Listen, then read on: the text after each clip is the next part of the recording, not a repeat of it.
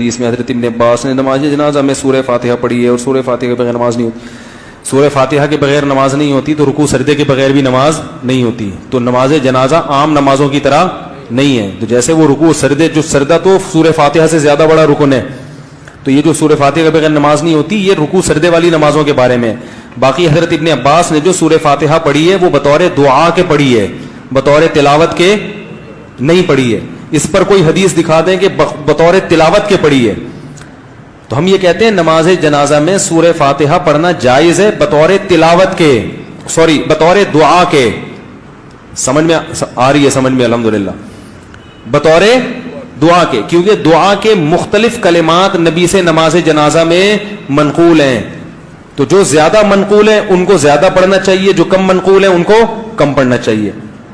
تو اگر حضرت ابن عباس نے سورہ فاتحہ پڑھی ہے تو بطور دعا کے پڑھی ہے, تو بطور دعا کے ہم بھی اس کو جائز کہتے ہیں, پڑھ سکتے ہو, لیکن لازم نہیں ہے.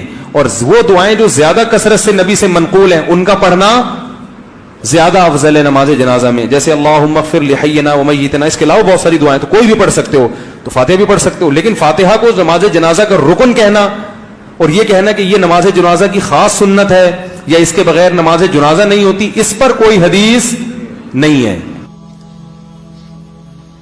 ہمارے حنفی بھائی اس حدیث کے بارے میں جب حیلہ بیانی کرتے ہیں, کہتے ہیں کہ اس کی تعویل کی جائے گی. تعویل یہ کی جائے گی یہ جنازے کی نماز نماز نہیں ہے, یہ دعا ہے. اگر جنازے کی نماز نماز ہوتی تو ہر نماز میں رکوع اور سجدہ ہوتا ہے, اس میں رکوع اور سجدہ کیوں نہیں ہے؟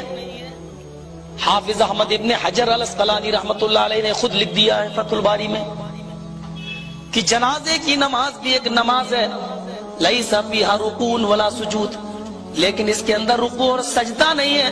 اور رکوع اور سجدہ کیوں نہیں ہے؟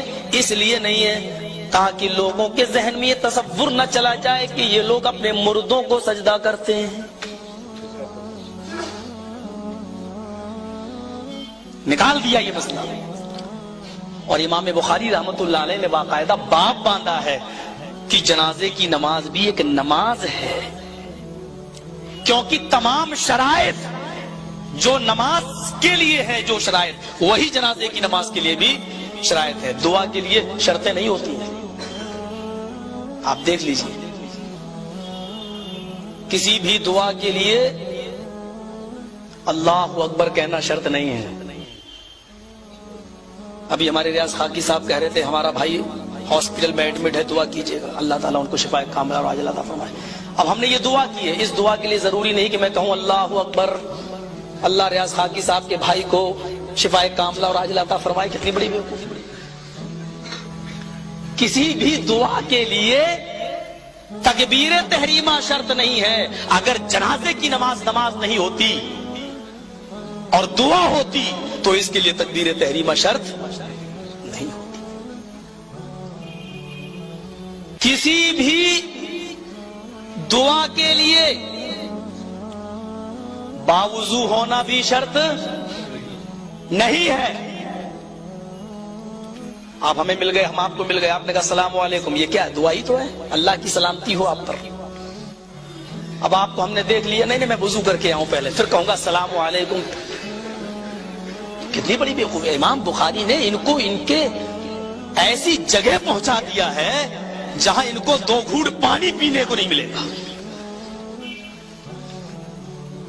کسی بھی دعا کے لیے وضو شرط نہیں ہے, بلکہ دعا کے لیے تو اللہ کے نبی نے یہاں تک فرمایا اگر حائضہ عورتیں ہیں جن کو مہینہ آ رہا ہے وہ اگر عیدگاہ میں وہ بھی جائیں, اپنی اگر ان کے پاس اوڑھنیاں نہیں ہیں تو اپنی سہیلیوں کی چادر میں جائیں. اگر وہ حائضہ ہیں تو نماز سے دور رہیں لیکن مسلمانوں کی دعاؤں میں شامل رہیں. میرے بھائیو ذرا تصور کیجئے, آپ اس حدیث سے اور اس روایت سے آپ کو بہت کچھ معنی ملے گا. کسی بھی وضو دعا کے لیے وضو شرط نہیں ہے, لیکن نماز جنازے کے لیے وضو شرط ہے. کسی بھی دعا کے لیے ہاتھ باندھنا شرط نہیں ہے. آپ اللہ اکبر اب دعا کریے, لیکن نماز جنازہ کے لیے آپ اہل حدیث ہے تو اوپر باندھتے ہیں, کوئی دوسرے مسلک کا وہ نیچے بھی باندھتا ہے, لیکن باندھتا ہے. دعا کے لیے ہاتھ باندھنا شرط ہے, دعا کے لیے شرط نہیں ہے, لیکن نماز جنازہ میں ہوتا ہے. کسی بھی دعا کے لیے سلام پھیرنا شرط نہیں ہے. اللہ تعالی کشمیر میں امن و امان قائم کر دے. اب کہیں السلام علیکم ورحمۃ اللہ, آدمی کہے گا پاگل ہو گیا, لیکن نماز جنازہ کے بعد سلام پھیرا جاتا ہے. انہوں نے کہا کہ جو شرطیں نماز کی ہیں وہی شرطیں جنازے کی بھی ہیں, پھر جنازے کی نماز کو نماز نہ مانا جائے اور یہ کہا جائے کہ ایک دعا ہے. فرمایا کہ فقرا بفاتحۃ الکتاب, سورہ فاتحہ پڑھی اور پھر اس پڑھنے کو کہا انہا سنتن, میں نے اس کو اس لیے پڑھا تاکہ تمہیں معلوم ہو جائے کہ یہ بھی سنت ہے. جنازے کی نماز یہ ایک ایسی نماز ہے, اور دوسری نمازوں میں ہمارے بھائی امام کے پیچھے سورہ فاتحہ نہیں پڑھتے ہیں, لیکن اکیلے تو پڑھ لیتے ہیں, تنہا نماز پڑھتے ہیں تو پڑھ لیتے ہیں. ان کا امام سورہ فاتحہ پڑھتا ہے, امام کے پیچھے مقتدی نہیں پڑھتے ہیں.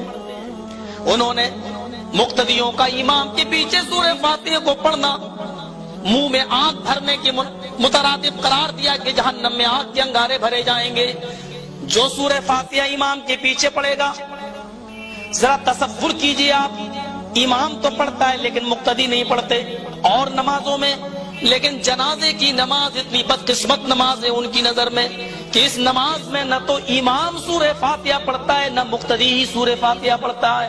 ان کی نظر میں یہ جنازے کی نماز دعا ہے اور اس دعا میں سورہ فاتحہ پڑھنا ضروری نہیں ہے, لہذا امام بھی سورہ فاتحہ نہیں پڑھتا ہے اور مقتدی بھی سورہ فاتحہ نہیں پڑھتے.